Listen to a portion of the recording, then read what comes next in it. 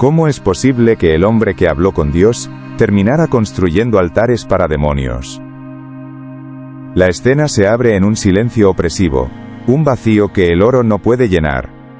Estamos en el corazón del poder, la sala del trono de Salomón en Jerusalén. El marfil pulido del trono, incrustado en oro de Ofir, refleja la luz de la tarde con un brillo frío, casi febril. El aire es espeso, pesado con el aroma del cedro del Líbano y especias exóticas, un perfume de éxito que apenas enmascara un hedor a decadencia espiritual. No hay suplicantes, no hay embajadores, solo el rey. Salomón, cuyo rostro fue una vez el espejo de la sabiduría divina, es ahora un lienzo de fatiga y conflicto. Sus dedos, cargados de anillos que representan tratados y alianzas, tamborilean sobre el brazo del trono, un ritmo nervioso en la quietud sepulcral.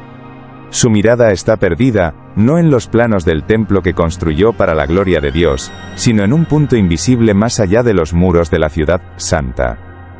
El campo de batalla no está en las fronteras de Israel, que gozan de una paz sin precedentes. La guerra se libra en el interior, en el santuario de su propio corazón. Si la sabiduría fue un regalo de Dios, ¿por qué se siente como una jaula? ¿Y por qué su identidad, forjada en un encuentro divino, amenaza con disolver todo lo que él mismo construyó? Nos transportamos atrás en el tiempo, a una noche vibrante en el monte de Gabaón. Un Salomón joven, casi un muchacho, duerme bajo las estrellas, pero su espíritu está despierto, arrodillado ante una presencia que lo define todo.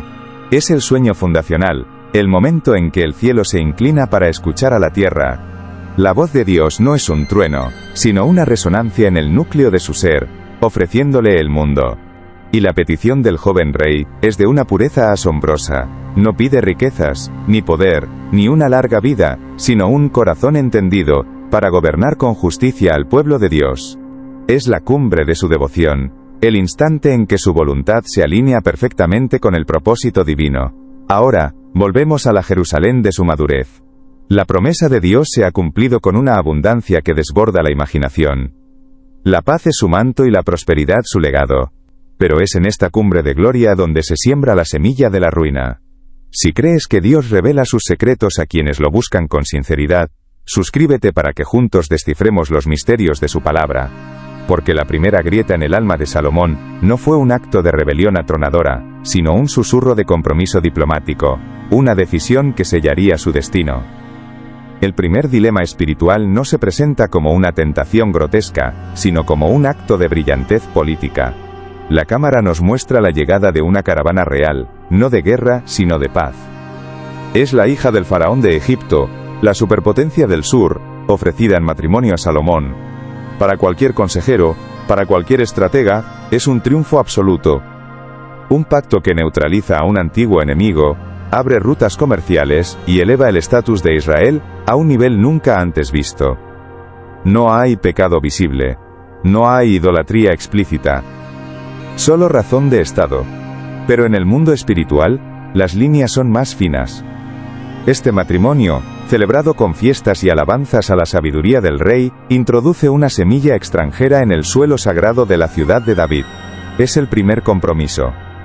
Salomón, dotado de un corazón para discernir entre el bien y el mal, comienza a usar esa misma sabiduría para justificar lo que es conveniente, para difuminar las fronteras que Dios mismo había trazado. El dilema es sutil pero letal. ¿Puede un hombre de Dios usar las herramientas del mundo sin ser moldeado por ellas? Él cree que sí. Confía en su propia fuerza, en su intelecto divino, para contener cualquier influencia extraña. Es la arrogancia del sabio, la creencia de que puede manejar el veneno sin ser envenenado.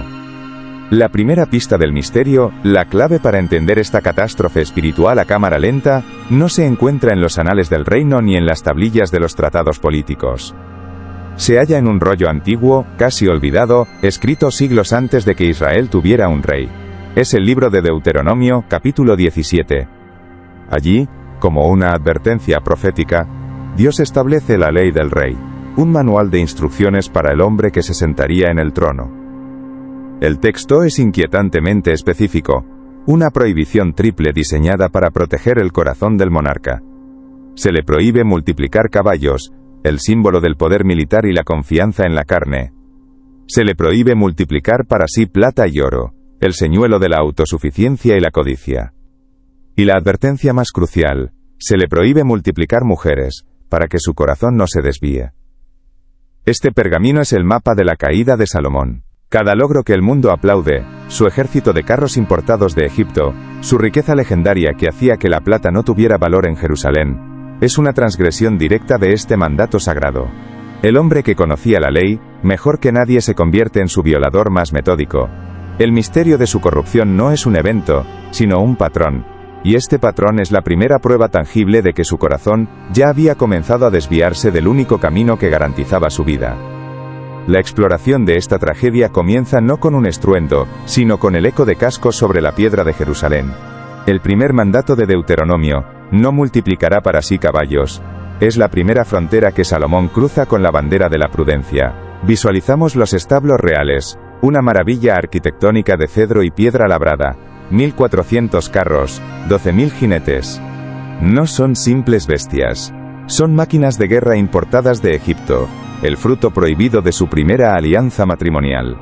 Cada carro pulido, cada caballo de pura sangre, es un testimonio de su genio estratégico, pero también un monumento a una confianza que se desplaza.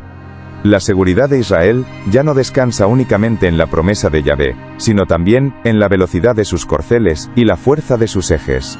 La sabiduría que pidió para gobernar con justicia, se está utilizando ahora para emular el poderío de las naciones paganas que lo rodean. Es un cambio sutil en el centro de gravedad espiritual de la nación. El poder de Dios se convierte en un aliado, en lugar de ser la fuente. Este ejército no es solo una fuerza de disuasión. Es un símbolo tangible de que el corazón del rey ha comenzado a buscar seguridad en la fuerza visible de la carne. Un primer paso en un camino que se aleja de la dependencia radical que caracterizó su juventud en Gabaón. A continuación, la narrativa nos sumerge en el brillo del oro.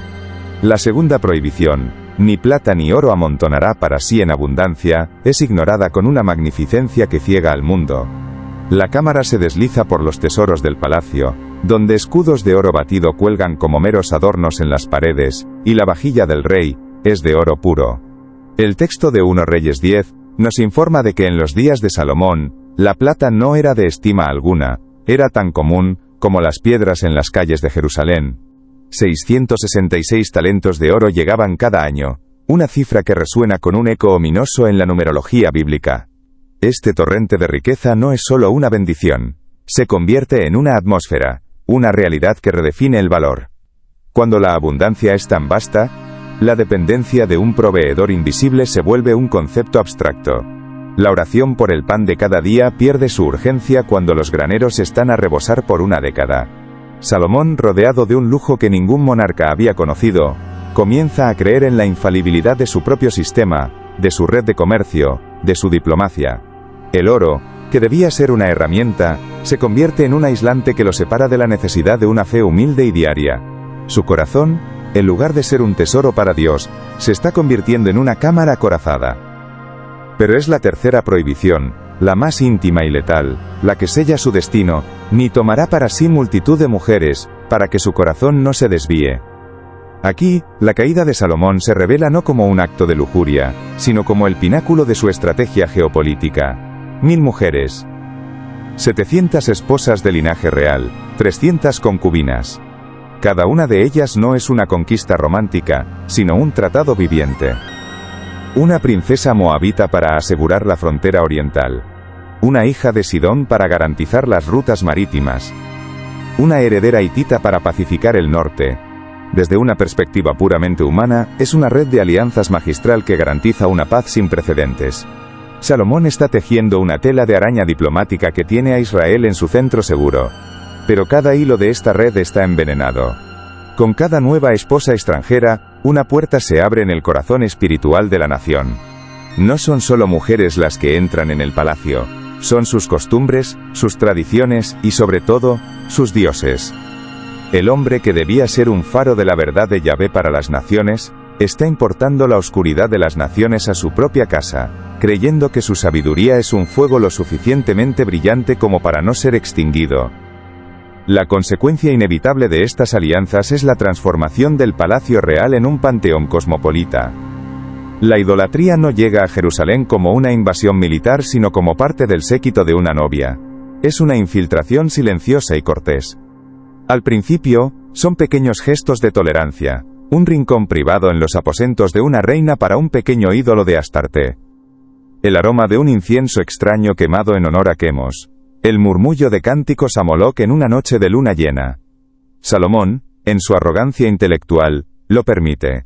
Lo ve como el precio necesario de la paz, un compromiso menor para un bien mayor. Confía en su capacidad para compartimentar, para mantener una separación estricta entre su fe pública en el templo y las prácticas privadas de su harén. No entiende que la lealtad a Dios no es una habitación en el palacio del alma, es el fundamento sobre el que se construye todo el edificio. Al permitir que estas semillas de idolatría echen raíces en su propia casa, está demostrando que ya no comprende la naturaleza exclusiva y celosa del Dios que le dio todo. Su corazón ya no es un santuario, se ha convertido en un foro diplomático de deidades. El campo de batalla se ha trasladado de las fronteras de Israel al interior de su propio pecho. La primera revelación parcial de la catástrofe no es un decreto real sino un gesto íntimo, un acto de construcción a pequeña escala que representa una demolición espiritual masiva. La escena nos lleva a los aposentos privados de una de sus esposas más influyentes. Ella, con la astucia de quien conoce el poder de la influencia personal, le pide no un lugar en el templo de Yahvé, sino un pequeño espacio propio, un altar para su Dios. Para el rey, que ha construido la casa más magnífica para Dios, levantar unas pocas piedras para una deidad extranjera, parece un acto trivial, una concesión insignificante para mantener la armonía doméstica y política. Y así, el hombre cuyas manos fueron consagradas para edificar el templo, ahora usa esas mismas manos para supervisar la construcción de un altar pagano dentro de los muros de la ciudad santa. Este no es un acto de ignorancia, sino de deliberada complacencia. Es la manifestación física de la enfermedad que ha estado consumiendo su corazón. La línea entre la tolerancia y la participación ha sido cruzada. El veneno que creía poder manejar ahora, ha sido ingerido voluntariamente. Y este pequeño altar se convierte en el epicentro de un terremoto espiritual, que pronto derribará todo su reino. Este acto de construir un altar, no es meramente un gesto de apaciguamiento, es una declaración teológica de arrogancia. Revela a un hombre que cree que su sabiduría le permite gestionar lo sagrado y lo profano, que puede trazar sus propias fronteras donde Dios ya ha establecido límites inamovibles. La reflexión teológica es profunda y aterradora. La verdadera sabiduría, la que emana de Dios, siempre culmina en una adoración más profunda y una obediencia más estricta. El objetivo de la bendición divina no es la autonomía, sino una mayor dependencia. Salomón invierte esta verdad. Utiliza el don de la sabiduría como una licencia para la desobediencia, creyendo que su intelecto puede mitigar las consecuencias espirituales. El principio de que, el que se humilla será enaltecido, se pierde en un laberinto de autojustificación. Él, que fue enaltecido por Dios debido a su petición humilde, ahora se exalta a sí mismo por encima de la palabra de Dios. Si reconoces que todo lo que tienes es por la gracia de Dios, escribe amén en los comentarios.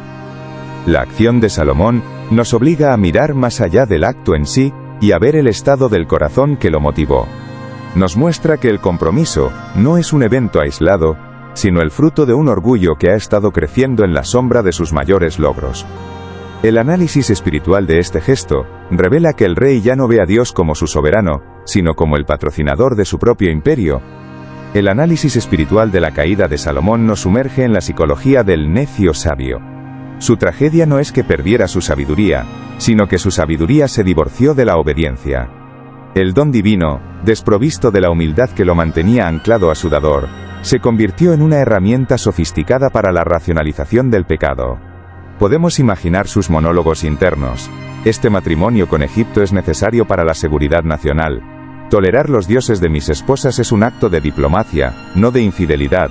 Mi fe en Yahvé es lo suficientemente fuerte como para no ser contaminada. Utilizó el intelecto que Dios le dio para construir argumentos lógicos en contra de los mandatos claros de Dios. Este es el peligro más sutil para cualquier creyente dotado. La tentación de creer que nuestra inteligencia o nuestro conocimiento teológico nos exime de la simple y radical obediencia. Salomón no fue engañado por un argumento superior. Fue seducido por la superioridad de su propio argumento. Su caída es una advertencia eterna de que la ortodoxia sin obediencia es simplemente una forma más elocuente de rebelión. El corazón que una vez fue entendido para el bien y el mal, ahora era experto en llamar al mal necesario. El símbolo central de esta guerra es el corazón. En Gabaón, Salomón pidió un Lev Shomea, un corazón que oye, que escucha. Era un corazón íntegro, unificado en su deseo de servir a Dios. Pero a lo largo de los años de prosperidad y compromiso, ese corazón se dividió. Se convirtió en un Lev Belev, un corazón doble, una condición que los salmistas y profetas condenarían como la raíz de toda infidelidad espiritual. Una parte de su corazón todavía amaba a Yahvé, recordaba la gloria del templo y la emoción del encuentro en Gabaón. Pero otra parte ahora amaba el poder, la paz a cualquier precio, la admiración del mundo y la armonía de su complejo harén. Esta división interna es insostenible. Como enseñaría más tarde el Mesías, nadie puede servir a dos señores. El intento de Salomón de hacerlo, no lo convirtió en un maestro de dos mundos, sino en un esclavo de sus propias contradicciones. La batalla por su alma no se libró con espadas y escudos, sino con lealtades divididas y prioridades erosionadas.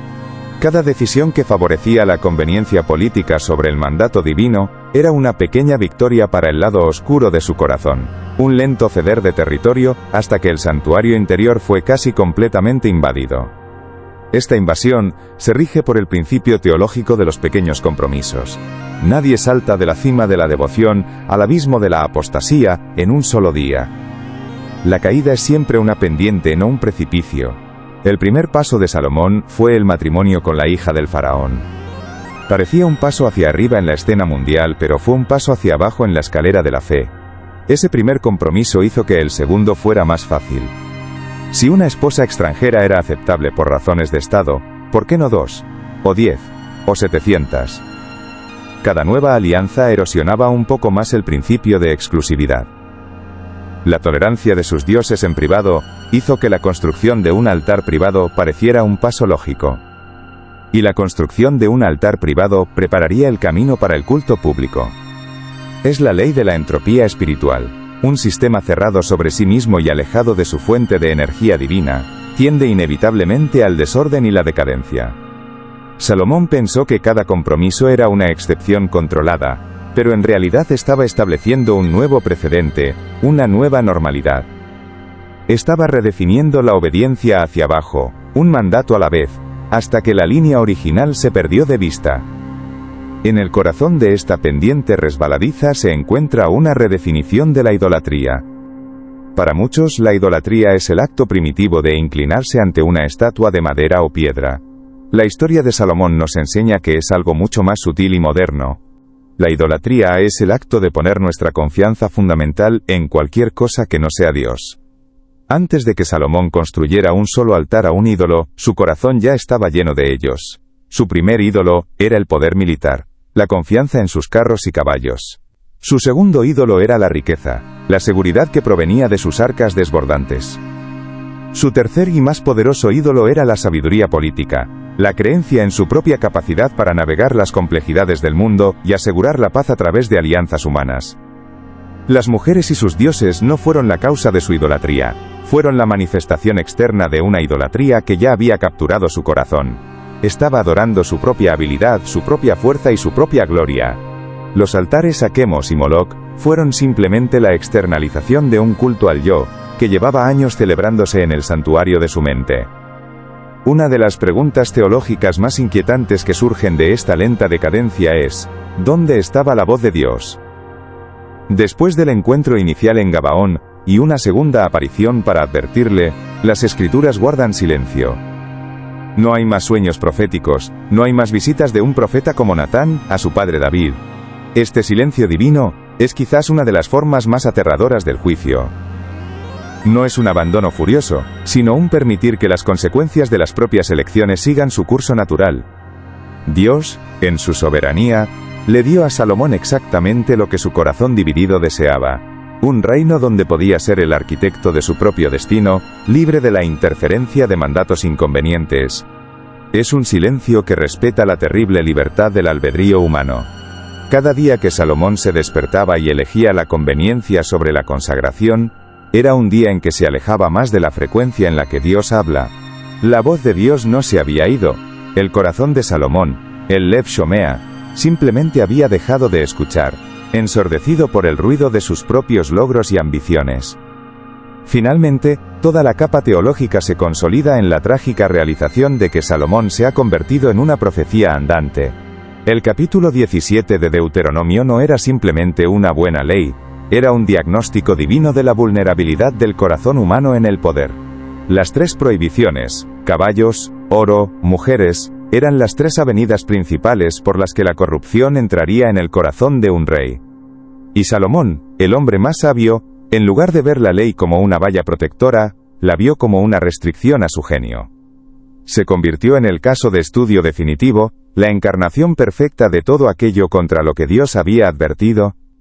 Su vida se convierte en una parábola viviente que demuestra más allá de toda duda, la veracidad y la necesidad de la palabra de Dios. No cayó a pesar de su sabiduría, sino porque su sabiduría lo convenció de que estaba por encima de la ley. La tragedia no es solo personal, sino nacional y teológica. El hombre elegido para ser el ejemplo de la bendición de Dios, se convierte en la advertencia más solemne de las consecuencias de la desobediencia. Y la caída privada, que hemos explorado en las sombras del palacio, está ahora a punto de estallar en un escándalo público a la vista de todo Israel. El silencio opresivo del palacio se ha roto, no por un grito sino por una decisión. La batalla interna, librada durante años en el corazón de Salomón, se prepara para su manifestación final y pública. El escenario de esta capitulación no será una sala de tratados ni un dormitorio real, sino un lugar sagrado, una colina que mira directamente al templo de Dios. La cámara nos lleva al Monte de los Olivos, el aire de la tarde es fresco y claro. Desde esta altura, Jerusalén se extiende como un tapiz tejido en oro y piedra blanca, con el templo de Yahvé como su joya central, su cúpula dorada capturando los últimos rayos del sol poniente. Es una vista de una paz y una gloria incomparables. Pero Salomón no ha venido a adorar, ha venido a profanar. Lo vemos de pie, su silueta recortada contra el cielo crepuscular. Ya no hay conflicto en su rostro, solo una resignación fría y calculadora. Este, se dice a sí mismo, es el último movimiento en su gran tablero de ajedrez geopolítico, el sacrificio final para asegurar la estabilidad de su vasto y complejo imperio multicultural. No entiende que la pieza que está a punto de sacrificar no es un peón, sino su propia alma. El hombre que construyó la casa de Dios está a punto de convertirse en el arquitecto del abismo, y la primera piedra que colocará será sobre la tumba de su propia consagración. El momento es irrevocable. Con un gesto de su mano, la orden es dada. Los trabajadores comienzan a moverse, no con el fervor sagrado de los que construyeron el templo, sino con la eficiencia secular de los contratistas. Sacerdotes extranjeros, con vestiduras y símbolos extraños, supervisan la disposición de las piedras. La escena es una inversión blasfema de la construcción del templo. Allí, no se oyó el sonido de martillos ni herramientas de hierro. Aquí, el ruido de los cinceles contra la roca resuena como una profanación en el aire sagrado. El texto sagrado de 1 Reyes 11:7 se materializa ante nuestros ojos. Entonces edificó Salomón un lugar alto a Quemos, ídolo abominable de Moab, en el monte que está enfrente de Jerusalén, y a Moloc, ídolo abominable de los hijos de Amón. El verbo clave, la acción que lo condena todo, resuena como un trueno. Edificó, no toleró, no permitió, no ignoró. Él, activamente, con su autoridad y sus recursos, construyó monumentos a las tinieblas a la vista misma de la casa de la luz. ¿Sientes el peso de esta verdad?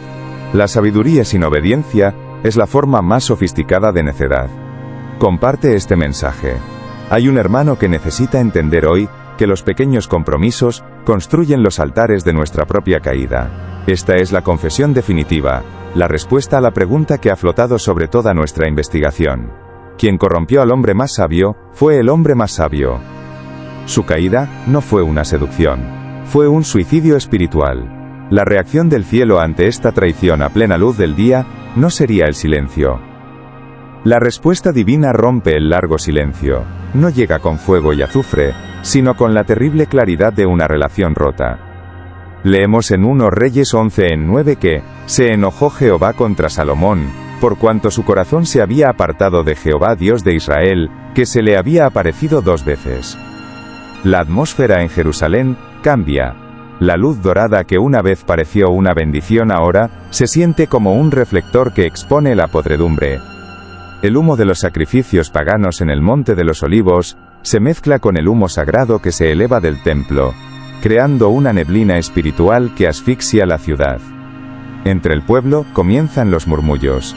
Los levitas y sacerdotes fieles miran desde los muros del templo hacia la colina de enfrente con una mezcla de horror e incredulidad. ¿Cómo puede el rey que habló con Dios, el hombre que dedicó el templo con la oración más sublime, ser el mismo hombre que ahora patrocina estos ritos abominables? Salomón, en su trono de marfil y oro, se encuentra más aislado que nunca. Ha comprado la paz política con sus vecinos a costa de declarar la guerra a su Dios. Y en esa guerra, se encuentra completamente solo, rodeado por las consecuencias de una sabiduría que ha perdido su ancla. Este acto no solo provocó la ira de Dios, redefinió el legado de Salomón para siempre. El significado profundo de esta tragedia cristaliza en una verdad aterradora: la sabiduría divina, cuando se desvincula de la humildad y la obediencia absoluta, se metamorfosea en la forma más sofisticada y peligrosa de necedad. El intelecto de Salomón se convirtió en su ídolo principal.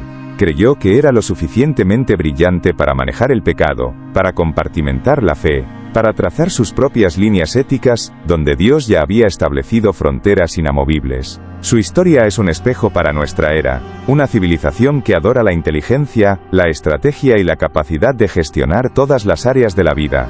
La advertencia de Salomón es que nuestra mayor vulnerabilidad no reside en nuestra ignorancia, sino en la arrogancia de nuestro conocimiento. No caemos cuando somos débiles y lo sabemos. Caemos cuando creemos que somos demasiado fuertes, demasiado bendecidos, o demasiado inteligentes para caer. La verdadera sabiduría, como nos recuerdan los proverbios, comienza con el temor de Jehová, una reverencia que somete nuestro intelecto a su palabra. Salomón perdió ese temor, y al hacerlo, su sabiduría se agrió, convirtiéndose en un veneno que lo consumió desde adentro. Y el significado de esta caída se materializaría en la consecuencia más dolorosa de todas: la fractura del reino que su padre le había legado. La transición de la gloria a la ruina comienza con la sentencia divina. Dios le habla a Salomón una última vez, no en un sueño de pacto, sino en un veredicto de juicio. Como está escrito en 1 Reyes 11:11 de la mañana -13, el reino le será arrancado. Sin embargo, en un acto de misericordia que honra el pacto hecho con David, la división no ocurrirá durante la vida de Salomón, sino en los días de su hijo. Este juicio diferido es a la vez gracia y presagio. Salomón vivirá el resto de sus días gobernando un reino superficialmente intacto, pero fundamentalmente roto, como un árbol magnífico cuyo núcleo ha sido devorado por las termitas. La paz que había comprado a tan alto costo espiritual comienza a desmoronarse. La protección divina que rodeaba a Israel se debilita, y Dios mismo comienza a levantar adversarios contra Salomón. Hadad el edomita en el sur, Rezón en Damasco al norte. Las mismas fronteras que su diplomacia había asegurado ahora se vuelven focos de rebelión. El hombre que buscó controlar su destino a través de la sabiduría humana, ahora observa impotente cómo las grietas aparecen en los cimientos de su imperio. El reino dorado comienza a oxidarse desde los bordes, un preludio del desgarro que dividiría a la nación para siempre, dejando una lección eterna escrita en las ruinas de su legado. La síntesis de esta tragedia se despliega no con la velocidad de un rayo, sino con la lenta e inexorable lógica de la cosecha. Las consecuencias del pecado de Salomón no son un castigo arbitrario, sino el fruto natural de las semillas que él mismo sembró. El juicio de Dios, una vez pronunciado, comienza a materializarse en el tejido político del reino. La paz, esa joya que Salomón compró con el alma de su nación, se revela frágil y efímera. Como grietas que aparecen en un muro magnífico, los adversarios comienzan a surgir desde los rincones del imperio. Dios mismo, el texto nos dice, levantó un adversario a Salomón. Hadad el edomita, un príncipe exiliado con una vieja cuenta que saldar, regresa para hostigar la frontera sur. En el norte, Rezón de Soba se convierte en una espina constante, desafiando el control israelita sobre Damasco. Y la amenaza más peligrosa surge desde dentro. Jeroboam, un siervo capaz y ambicioso del propio Salomón, recibe una profecía de que 10 de las tribus de Israel le serán entregadas. El reino que parecía un monolito de poder, comienza a desmoronarse desde sus cimientos. Cada rebelión, cada conspiración, es un eco terrenal de la rebelión original que tuvo lugar en el corazón del rey. Él había dividido su lealtad, y ahora Dios dividiría su reino. La sabiduría mundana que construyó el imperio es impotente para detener su desintegración. Las implicaciones de esta fractura trascienden la política y se convierten en una herida geoteológica que sangrará durante siglos. La división del Reino Unido de Israel es una de las mayores tragedias de la historia bíblica. No es solo la pérdida de territorio o poder, es el desgarro del pueblo del pacto. Las 10 tribus del norte, bajo Jeroboam, caerán rápidamente en una idolatría institucionalizada, para evitar que el pueblo peregrine al templo de Jerusalén. Las 2 tribus del sur, Judá y Benjamín, permanecerán leales a la casa de David, pero la guerra civil y la rivalidad marcarán su existencia. Esta división, nacida de la complacencia de Salomón, creará 2 naciones vulnerables que eventualmente serán devoradas por los imperios de Asiria y Babilonia, conduciendo al exilio. El templo, la obra maestra de Salomón, el lugar donde la gloria de Dios había descendido, será finalmente saqueado y destruido. La decisión de un hombre de construir unos pocos altares paganos en una colina, condujo, a través de una cadena de consecuencias inevitables, a la ruina de la casa que había construido para Dios. Nos enseña que el pecado de un líder nunca es privado. Sus consecuencias fluyen hacia abajo, envenenando las corrientes de la historia y afectando a generaciones incontables. El corazón dividido de un rey se convirtió en el mapa de un reino dividido. La conclusión simbólica de la vida de Salomón no se encuentra en su trono de marfil, sino en un rollo de papiro y en la tinta del arrepentimiento. La tradición nos lega el libro de Eclesiastés, un monólogo melancólico y profundo de un hombre que lo tuvo todo y descubrió que no era nada. Imaginamos a un Salomón anciano, despojado de la arrogancia de su juventud y del poder de su madurez. El brillo del oro ha perdido su encanto, el eco de las alabanzas se ha desvanecido. En la quietud de sus últimos días, rodeado por los fantasmas de sus 1000 esposas y las ruinas de su legado espiritual, toma la pluma. Y las palabras que fluyen no son las de un rey poderoso, sino las de un predicador cansado. Vanidad de vanidades, todo es vanidad. Es el veredicto final sobre una vida vivida en la búsqueda de la sabiduría, la riqueza y el placer fuera de los límites de Dios. Persiguió el viento y solo encontró vacío. Sin embargo, en esta confesión de futilidad, hay una última chispa de la sabiduría original, purificada por el fuego del fracaso. Su conclusión no es la desesperación, sino la claridad. Teme a Dios, y guarda sus mandamientos, porque esto es el todo del hombre. El hombre que comenzó pidiendo un corazón para escuchar, termina su viaje recordándonos que el propósito de la vida se encuentra en una obediencia simple y total. Su mayor legado no fue el templo de piedra, sino la advertencia eterna escrita en las ruinas de su propia vida. ¿Pero qué significa esta antigua tragedia para ti, hoy, en medio de las complejidades de tu propia vida? La historia de Salomón no es una reliquia para ser admirada a distancia. Es un espejo que refleja las batallas que se libran en el santuario de tu propio corazón. Quizás no gobiernes un reino, pero eres el soberano de tus decisiones. Quizás no construyas templos de piedra, pero cada día construyes el edificio de tu vida. La caída de Salomón nos susurra una advertencia urgente. El mayor peligro no es la debilidad reconocida, sino la fortaleza en la que confiamos. ¿Cuál es tu sabiduría? ¿Es tu intelecto, tu carrera, tu talento, tu capacidad para gestionar tu vida? ¿Has comenzado a usar esos dones de Dios como una licencia para crear tus propias reglas, para justificar pequeños compromisos, para construir pequeños altares a la conveniencia, al éxito o a la aceptación? Cada vez que eliges lo que es inteligente sobre lo que es justo, cada vez que racionalizas una pequeña desobediencia por un bien mayor, estás poniendo una piedra en un altar que no honra a Dios. La visión de Salomón no es para desanimarnos, sino para darnos un mapa de las minas espirituales. Es un llamado a la vigilancia del corazón, a entender que la verdadera sabiduría no es la capacidad de justificar el compromiso, sino la humildad para obedecer incluso cuando no lo entendemos. Tu legado no será definido por la magnificencia de tus logros, sino por la integridad de tu fundamento. Pasamos de un misterio histórico a una pregunta personal urgente. ¿Sobre qué roca, o sobre qué arena, estás construyendo tú? Si decides vivir hoy con un corazón íntegro, no dividido, deja tu amén en los comentarios y suscríbete, para que juntos aprendamos a construir nuestras vidas sobre la única roca que jamás se agrieta. La pregunta no es si caerás, sino en quién confiarás para sostenerte. Que la paz de Cristo, que sobrepasa todo entendimiento, guarde tu corazón y tus pensamientos. Nos vemos en el próximo misterio.